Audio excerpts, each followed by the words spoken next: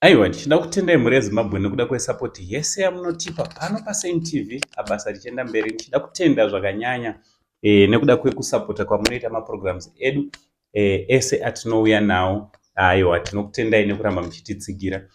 Zvino nhasi ndakagara nemudzimai. Mudzimai uyu anobva kuGokwe.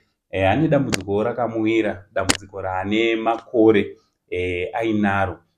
So regai timbokurukura nawo tinzwe kuti zvakamira sei. Asi chekutanga uri munyowani usati wasubscribe, I kindly ask you to subscribe, turn on your notification bell so that every time we upload a video you'll be notified. Makasimba here. Tiripo makadiwo. Aiwa, tiri nani. Chekutanga mhuri yeZimbabwe ingada kuziva kuti munonzani uye mune makore mangani? Indonzi Delight Magondo, ndine makore 43 years. Kubereka. Alright. Mungada kuti zivisa kuti dambudziko ramuinaro nderei uye rane nguva yakareba sei? Ini ndaitawo dambudziko remakumbo. Makumbo angu ava ne4 years. Alright. Makumbo ari kuita sei? Makumbo angu ane maronda.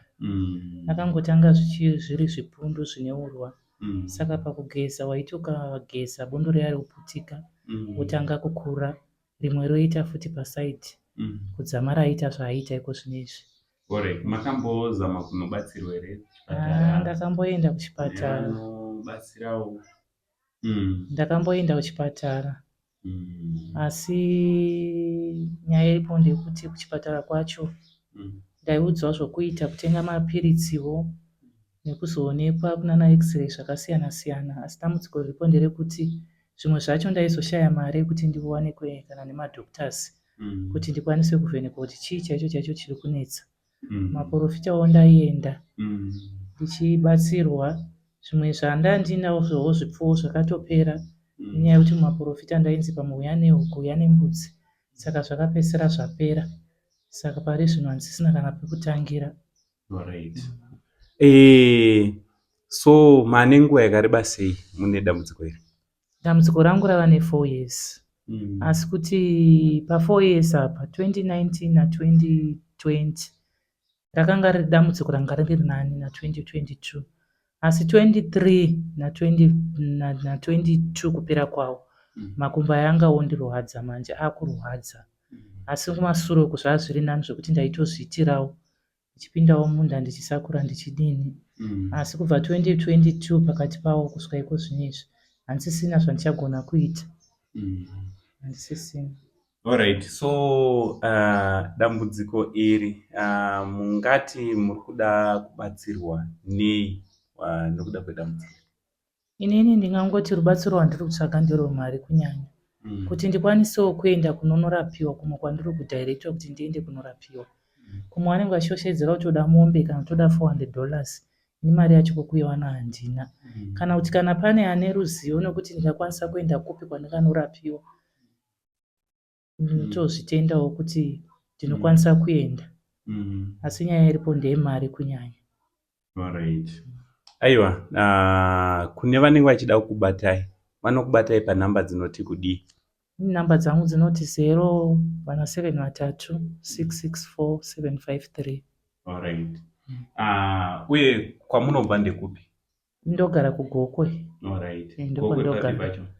Ndogara kuGokwe kunonzi kuCharama, ndokwandogara. Alright, Gokwe Charama.